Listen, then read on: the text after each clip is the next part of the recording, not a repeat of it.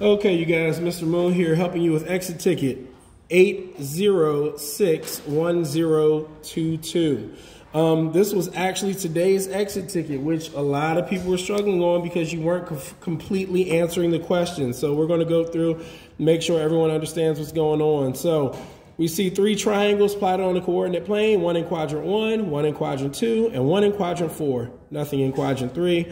Origin is labeled very nicely for us on this coordinate plane. One of the triangles pictured is a rotation of triangle ABC. So here's triangle ABC. That's the only one that's labeled. One of them is a reflection.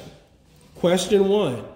Identify the center of rotation and label the rotated image PQR, triangle PQR. So we need to figure out which one of these triangles is a rotation of the original. So if we take a good look at the original, let me line up my trace here. A good look at the original, and I am going to randomly pick a point to spin it around, and I'm going to pick point A and just spin this around point A. Well, it doesn't line up, but it looks like it's shaped the same as that triangle over on the left. What about down bottom? Let's see if it's shaped the same as that one. Oh no, that's shaped completely different from the one on the bottom. So it looks like the triangle on the left is going to be a rotation, but point A isn't the center of rotation.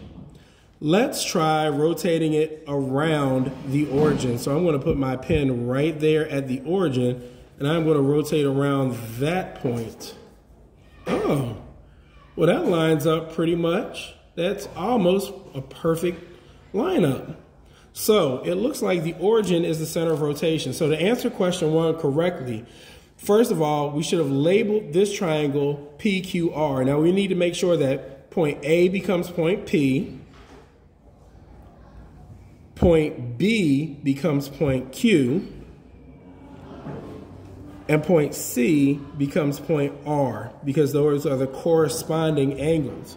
So there we have that. And then it says identify the center of rotation. So we just said the origin was the rotation. So the origin, or 0, 0 if you prefer to write it that way, is the center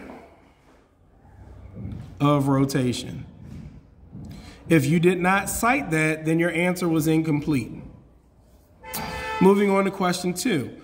Identify the line of reflection and label the reflected image XYZ. So let's look at my initial sketch again from when I traced it. Now reflection means it's going to flip it. So we need to figure out if it was a vertical flip, this is a horizontal flip, or a vertical flip.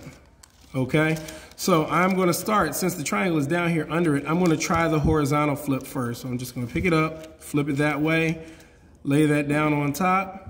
Hey, that's pretty cool. It lined up exactly with that. And it looks like, since I have the x-axis still lined up with the x-axis is the line of reflection. So I am going to go ahead and label this triangle XYZ. A becomes X, B becomes Y, and C becomes Z. So I'm labeling that XYZ, and I am identifying that the x-axis is the line of reflection. Very good. Finally, the bonus question. This one, I think, confused a few of you because you were trying to isolate X. This doesn't require you to isolate a variable. X is already by itself. Look at the equal sign. Nothing is over here with the X but X. It's already by itself. So you don't have to do inverse operations. All you have to do is simplify the expression that is on the left side of the equation. So we're going to start with 3 squared. 3 squared means 3 times 3. Then we still have to add 5 to it, and that still equals X. 3 times 3 happens to be 9. So we're going to simplify that into 9 plus 5 equals X. 9 plus 5 happens to be 14. So we're going to add our 9 and our 5 together to get 14 Bring down our equals and our x, and that is the final answer. 14 equals x equals 14. If you didn't do a good job on this one, keep practicing, keep trying. Better luck next time. Everyone have a nice evening.